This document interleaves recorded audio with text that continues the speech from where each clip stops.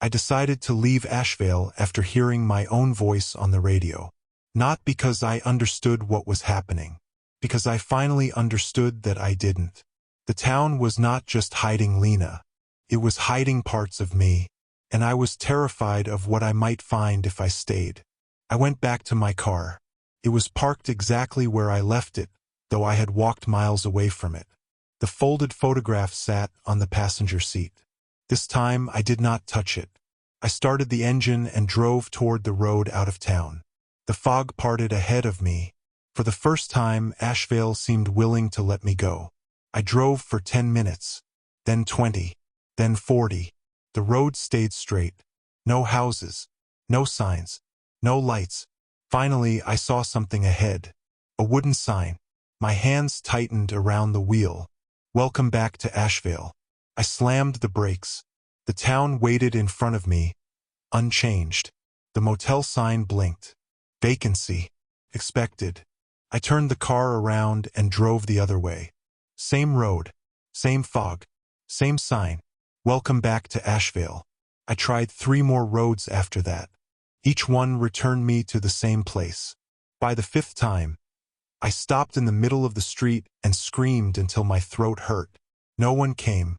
No curtain moved. No door opened. Then my phone buzzed. One new message. From Lena. Contained only 3 words. Room 213. Now, the motel keeper was not at the desk when I entered.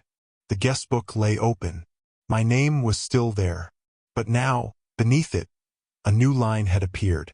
Ethan Vale. Checked out. Pending. I took the key from my pocket and walked down the hallway. Room 213 waited at the end. The door was already open. Inside, the room looked different. The bed was gone. The walls were covered in papers. Maps, photos, notes, drawings of the clock tower, the radio station, the diner, the motel.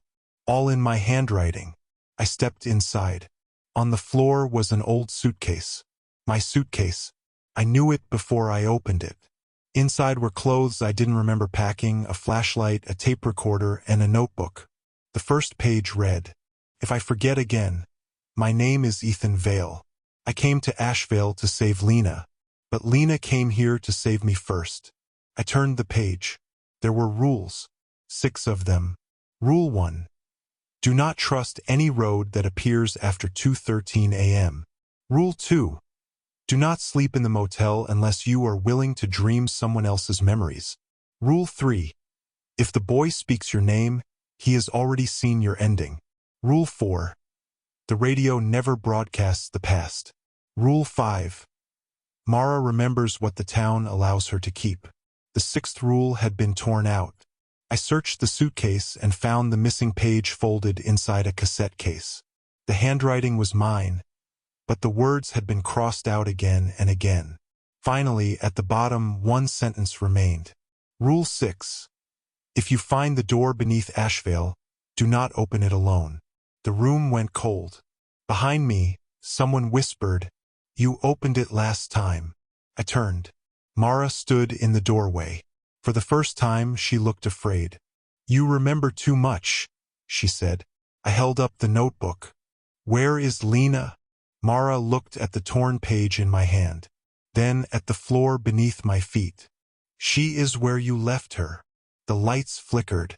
The carpet under the bed peeled back by itself, revealing a wooden trapdoor.